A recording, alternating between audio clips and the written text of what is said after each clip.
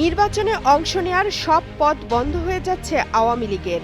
আন্তর্জাতিক অপরাধ ট্রাইব্যুনালে বিচার শেষ না হওয়া পর্যন্ত আওয়ামী লীগের যাবতীয় কার্যক্রম নিষিদ্ধ করার সরকারি সিদ্ধান্তের কারণে আগামী নির্বাচনেও দলীয় প্রার্থী দেওয়ার কোনো সুযোগ পাবে না দলটি। এক যুগ আগে ঠিক একই অবস্থা হয়েছিল জামায়াতে ইসলামী। নিবন্ধন অবৈধ ঘোষণার পর ধানের শীষ প্রতীক নিয়েও নির্বাচন করতে বাধ্য হয়েছিল জামায়াতে ইসলামী।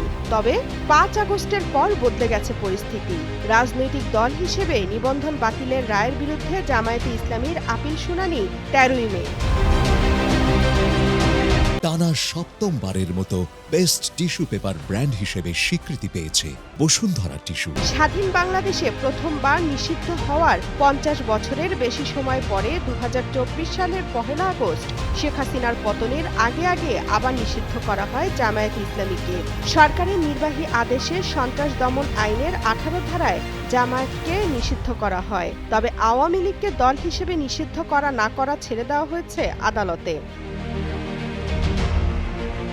এর আগে যমুনার সামনে ও পরে শাহবাগে এনসিপি, জামায়াত ও হেফাজত সহ বেশ কয়েকটি দল আন্দোলন শুরু করে। ২০১৩ সালে শাহবাগে গণজাগরণ মঞ্চ থেকে যুদ্ধাপরাধীদের ফাঁসির দাবি তোলা হয়। সেই একই জায়গায় ২০২৫ সালে ডাক আসে আওয়ামী লীগ নিষিদ্ধের। এমন পরিস্থিতিতে বিচারের আগ পর্যন্ত আওয়ামী লীগের কার্যক্রম নিষিদ্ধ করে অন্তর্বর্তী সরকার। এমন সিদ্ধান্তকে পরে সাধুবাদ জানায় বিএনপি। আওয়ামী লীগ নিষিদ্ধের বিষয়ে সাবেক সংসদ সদস্য, রাজনীতিবিদ ও কলাম লেখক গোলাম মাওলা রনি কালের কণ্ঠকে দেওয়া এক সাক্ষাৎকারে বলেন, শেখ হাসিনার অবর্তমানে একটা নতুন আওয়ামী লীগ গঠনের যে আলোচনা হচ্ছিল ওটা শেখ হাসিনাকে বেশি যন্ত্রণা দিচ্ছিল।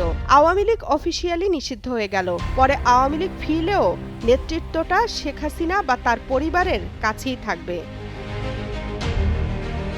সাংবাদিক আমিন আল রশিদ বলেন, আওয়ামী লীগকে নিষিদ্ধ করার কোনো পরিকল্পনা সরকারের নেই।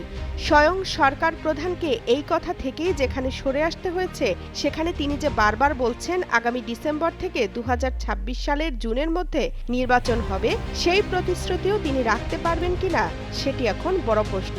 কেননা বিএনপি ও তার শরিকরা ওই সময়ের মধ্যে নির্বাচনের চাপ দিলেও এনসিপি ও জামায়াত সহ আরও কিছু দল যদি সরকারের ওপর অন্য কোনো ইস্যু নিয়ে চাপ দেয় এবং কাঙ্ক্ষিত সংস্কার ও অন্যান্য দাবি পূরণের আগ পর্যন্ত কোনো নির্বাচন হবে না বলে আলটিমেটাম দেয়, সরকার তখন কি করবে বা করতে পারবে?